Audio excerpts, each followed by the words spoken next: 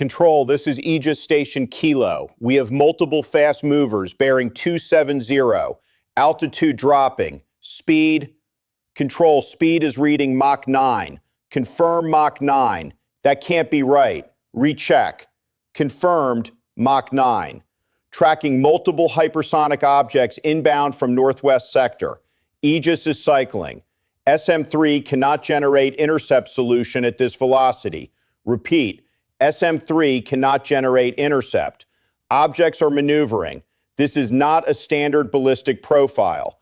Control, we have a problem. What you just heard is a reconstruction based on operational reports being discussed across Pacific defense circles of what Japanese maritime radar operators experienced on April 26, 2026 at 0517 local time when North Korea conducted the most consequential missile test in its history, a simultaneous launch of 6 Hwasong-18 hypersonic glide vehicles from mobile transporter erector launchers in Chagang province on trajectories that carried them over the Sea of Japan at speeds exceeding Mach 9 before splashing into the Pacific Ocean approximately 400 kilometers east of Hokkaido. This is no longer hypothetical. This is the new reality unfolding right now in the Western Pacific, and it changes everything. How did the most sanctioned country on Earth develop hypersonic warheads that Japan's Aegis destroyers cannot intercept? Why is the United States scrambling to reposition THAAD batteries across the Pacific? What does this test reveal about North Korean capability transfers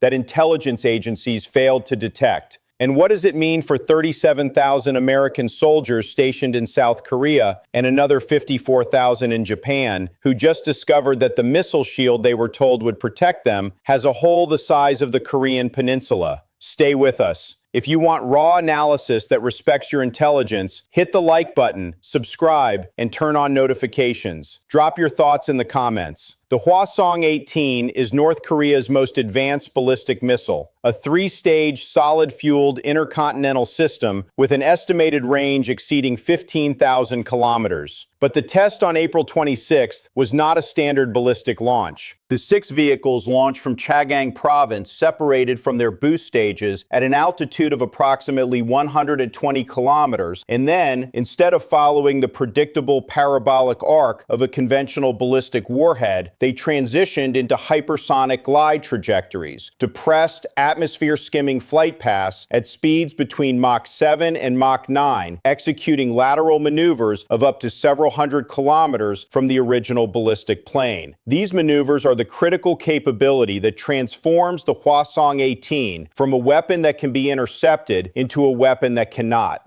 Every missile defense system currently deployed by the United States, Japan, and South Korea calculates its intercept solution by predicting where the incoming warhead will be at a future point in time based on its observed trajectory. A maneuvering hypersonic glide vehicle invalidates that prediction. It changes direction during the terminal phase. It pulls high-G turns that shift its impact point by dozens or hundreds of kilometers in the final seconds of flight. The defending system fires its interceptor at where the warhead was going. The warhead goes somewhere else. The interceptor misses. The warhead arrives. Japan's missile defense architecture, the layered shield that Japanese citizens have been told will protect them from North Korean aggression, consists of 4 Kongo-class and 2 Maya-class Aegis-equipped destroyers carrying SM-3 Block 2A interceptors for mid-course defense and Patriot PAC-3 batteries for terminal phase point defense.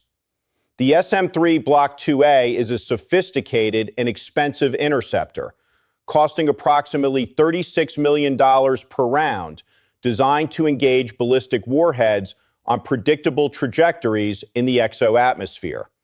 Against a maneuvering hypersonic glide vehicle executing unpredictable lateral shifts at Mach 9, the SM-3 cannot generate a valid intercept solution. The physics do not allow it. The interceptor's seeker head cannot track a target that is simultaneously moving at 9 times the speed of sound and changing direction. The Patriot PAC-3, designed for lower altitude terminal defense against shorter range threats, faces the same problem in a compressed time frame. A hypersonic glide vehicle approaching a defended area at Mach 7 gives the PAC-3 system approximately 8 to 12 seconds of engagement opportunity, a window so narrow that even a perfect system response leaves almost no margin for the target's maneuvering to cause a miss. 6 simultaneous launches, 6 warheads maneuvering independently. Japan's entire Aegis fleet carries a total of approximately 48 SM-3 interceptors across all deployed vessels. Against 6 maneuvering hypersonic targets, the probability of intercepting even one is assessed by defense analysts as below 20%. The intelligence failure is staggering. Western intelligence agencies did not assess North Korea as possessing operational hypersonic glide vehicle technology until the mid-2030s at the earliest. The April 26 test advanced that timeline by approximately a decade. The source of the technology transfer is the subject of intense classified debate, but the engineering signatures observed in the glide vehicle's maneuvering profile bear strong similarities to Russian avant-garde technology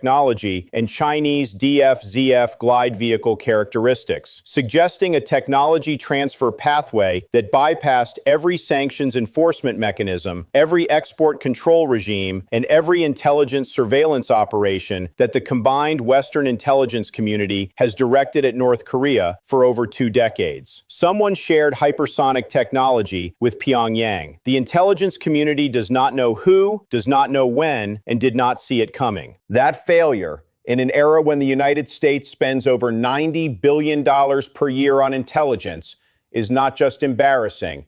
It is structurally revelatory of the limits of Western surveillance against determined state actors operating through covert channels. In Washington, the Pentagon activated the Defense Condition Advisory System and raised the Pacific Theater alert level within hours of the test. THAAD batteries in Guam were placed on heightened readiness. The USS Ronald Reagan Carrier Strike Group was ordered to reposition from the Philippine Sea to waters east of Japan. Emergency consultations with Tokyo and Seoul were initiated at the ministerial level.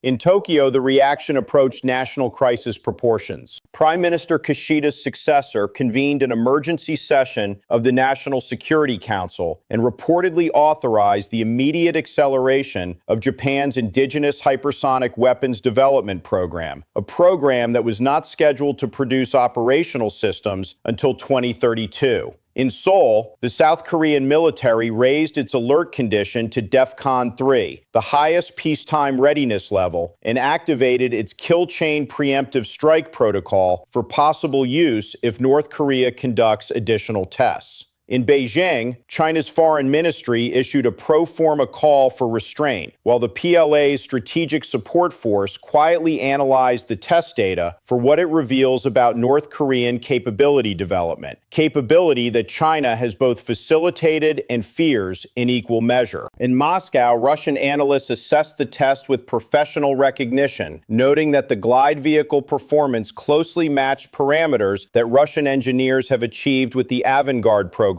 a similarity that Western intelligence analysts are treating not as coincidence, but as confirmation of technology transfer. First, Japan's missile defense architecture is functionally obsolete against hypersonic maneuvering warheads. The SM-3 and PAC-3 systems were designed for a threat environment that no longer exists, and no currently deployed or funded upgrade will close the gap within the next 5 years. Second, the intelligence failure regarding North Korean hypersonic development represents a systemic breakdown in Western surveillance capability against covert technology transfer between sanctioned states, a breakdown that calls into question every assessment the intelligence community has made about North Korean, Iranian, and other proliferant state capabilities. Third, the technology transfer pathway, whether Russian, Chinese, or a combination, demonstrates that sanctions and export controls cannot prevent determined state actors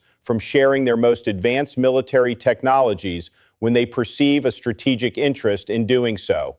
Fourth, the 37,000 American soldiers in South Korea and the 54,000 in Japan are now stationed within range of hypersonic weapons that the missile defense systems protecting them cannot intercept, a reality that will force a fundamental reassessment of American forward deployment strategy across the entire Western Pacific. The old shield is broken.